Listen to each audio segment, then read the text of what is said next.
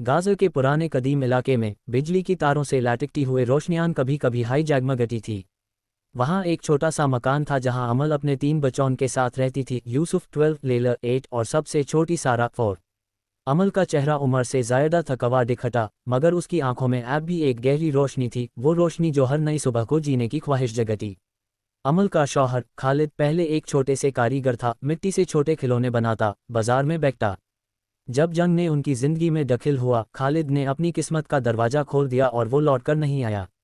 अमल ने उसकी यादों को अपने दिल में दबा रखा था। हर रात अन बच्चों के लिए कुर्सी पे बैठकर उसकी कहानियां सुनाया करती, ताकि बच्चे अपनी खुशी के एक छोटे से जरिए से दुनिया को समझ सकें। एक रात जब पूरी गली धूल और हवा के साथ बैठी थी, दूर से गनफायर की गहरा आवाज़ आई। लोगों के चेहरे से रंग उड़ा, बच्चों की सांसें तेज हो गई। अमल ने आंगन में मैट्रेस लगाकर छोटी सी जगह बनाई, जहां वो अपनी बच्चों को लगाकर उन्हें चुप कर रटी रही। यूसुफ ने अपनी बहन लेला को जोर से दबा के रखा, उसकी अंगुलियां काट रही थी नस के पास। सारा छोटी सी अपनी नानी की रीक्स पे सोई हुई थी, उसके सपने मासूम अधूरे। सुबह हुई तो पूरा शहर बदल चुका था, दुश्मन की आग ने मामूल की इमारतों को मिट्टी में जामी कर दिया था। अमल अनगर्ट हुए मकानों के दरमियान से गुजर कर अन लोगों की मदद कर रही थी जिनके घर भांग हो चुके थे। उसने देखा कि उनके पड़ोसी अबू हसन का छोटा बेटा जमील ज़मीन पर पड़ा है, ना सांस ना हरकत।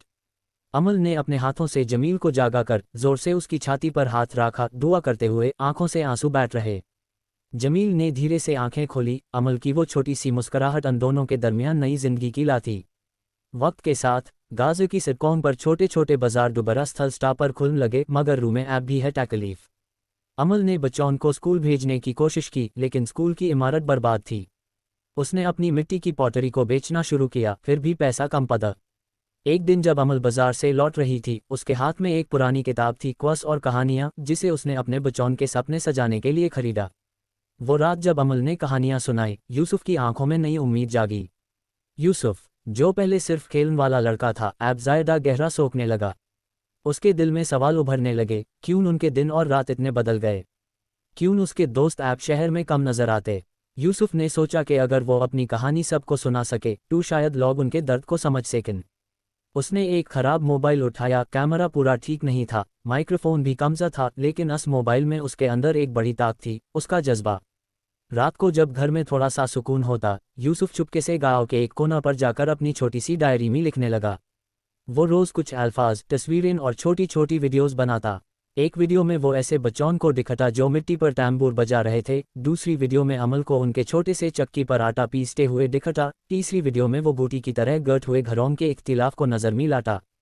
उसकी आवाज़ धीमी मगर दिल से निकालती, ये हमारी ज़मीन है, ये हमारी कहानी है। सुनो दुनिया, हम भी इंसान हैं। एक दिन यूसुफ ने सोचा कि वो अपनी वीडियोज़ इंटरनेट पर डालेगा। उसने वो वीडियोज़ छोटे छोटे ग्रुप्स में भेजी, पहले दोस्ती के नंबर्स पर, फिर किसी एनजीओ ग्रुप में। धीरे धीरे उनकी वीडियोज़ फैलने लगी। एक वीडियो ने तो एक यूरोपियन ब्लॉगर का दिल हिला दिया, उसने वो वीडियो अपने प्लेटफॉर्म पर शेयर किया। ए फ्लैट यूसुफ की आवाज़ सिर्फ एक गली का राब्ता नहीं रही, वो दूर देशों तक पहुंचने लगी। इस दौरान अमल भी यूसुफ की मदद करने लगी। उसने अपनी पॉटरी के डिज़ाइंस को बदलकर छोटे छोटे सुवेनियर्स बनाया, गाज़ा की मुस्कुराहट और यूसुफ के वीडियोज़ में दिखाया। उनकी छोटी सी दुकान ऑनलाइन नज़र आने लगी, लोग उनके लिए छोटी रियायत भेजने लगे। लेकिन इन रियायतों के दरमियान भी खौफ और अनजानी टास्क का जज्बा था, कभी एम्बुलेंसेस की धड़कन, कभी रेशन की कमी। एक शाम जब सूरज लाल होकर दरिया में जा रहा था, यूसुफ एक पुराने रेल के पास खड़ा हुआ था। उसने देखा कि एक बुढ़ा सलामती से बैठे हुए टैंबे की रोशनी में कुछ लिख रहा है। यूसुफ ने उससे बात की। बूढ़े का नाम हज्जी मुस्तफ़ा था। हज्जी मुस्तफ़ा पहले एक टीचर रहा था, अब उसकी आवाज़ थक चुकी थी, मगर उसकी बात में वज़न था। उसने यूसुफ को कहा, बेटा, तुम जो कर रहे हो वो ज़रूरी है, लेकिन याद रखना, तस्वीरें और लाफ्स जब सच के साथ हो तो तभी दिल को छू जाते हैं। लोगों को सिर्फ दर्द नहीं, उम्मीद भी दिखाना। यूसुफ ने उसकी बात अपने दिल में रखी। पार्ट 1 का आखिर एक छोटी सी उम्मीद के साथ होता है। यूसुफ की वीडियोज़ ने दुनिया में हल्की सी लहरा पैदा की, लोग डोनेशन भेजने लगे, कुछ वॉलंटियर्स ने गाज़ा आने की कोशिश की। अमल की आंखें फिर से हल्का मुस्कुरा उठी, मगर दोनों जानते कि असली इम्तिहान अभी बाकी है। पार्ट 2 शुरू होता है उसी सुबह से जब यूसुफ की एक वीडियो वायरल हुई। वीडियो में लेला अपनी माँ के साथ मिट्टी बनती हुए दिखी थी, और यूसुफ की आवाज़ ने बताया था कि ये मिट्टी सिर्फ मिट्टी नहीं, अपनी पहचान है। वीडियो को देखकर दुनिया भर के लोगों ने गाज़ा के लिए सॉलिडारिटी पोस्ट्स करने शुरू किया।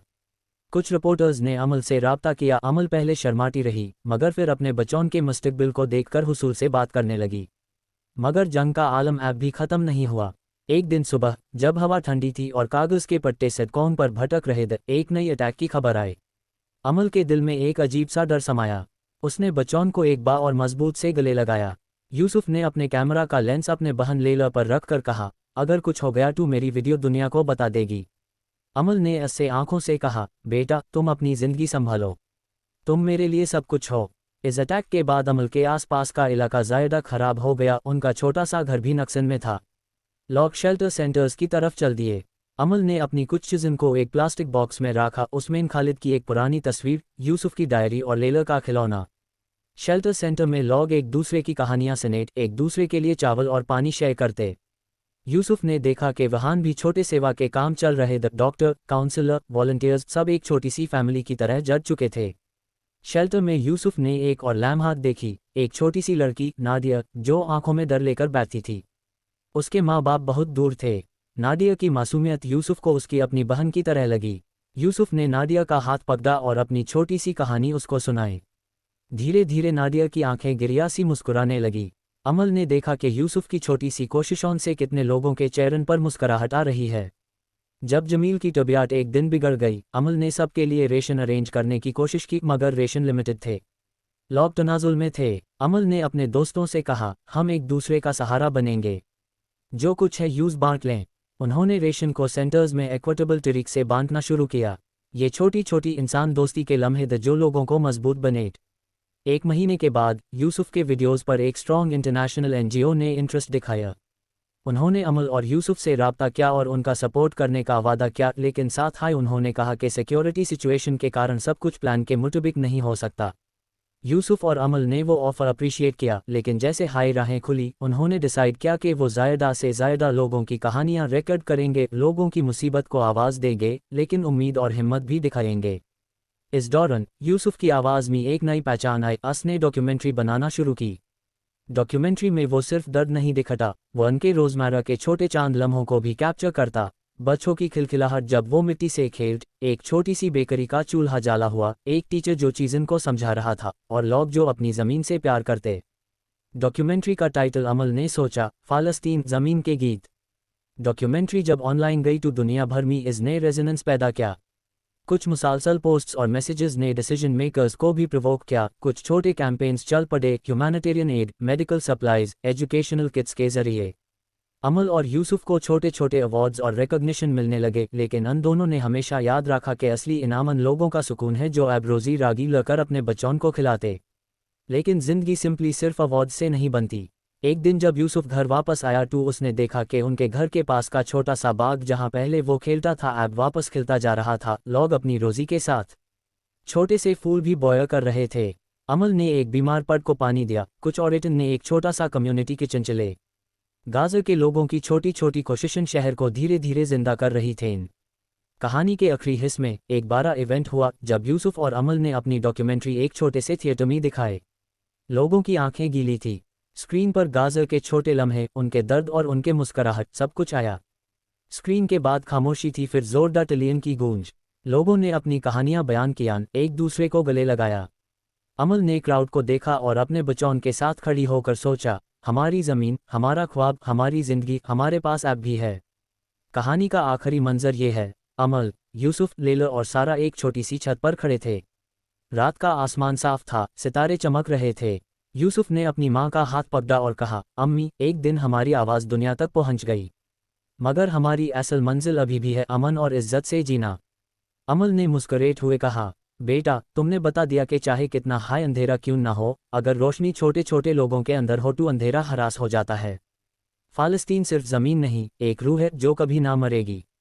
और इस तरह कहानी शुक्रिया और उम्मीद के साथ ख़त्म होती है, एक ऐसे सफ़र के साथ जहां दर्द ने लोगों को तोड़ने की कोशिश की, मगर उनकी एकजुट और कोशिश ने उनको दोबारा से जीना सिखाया।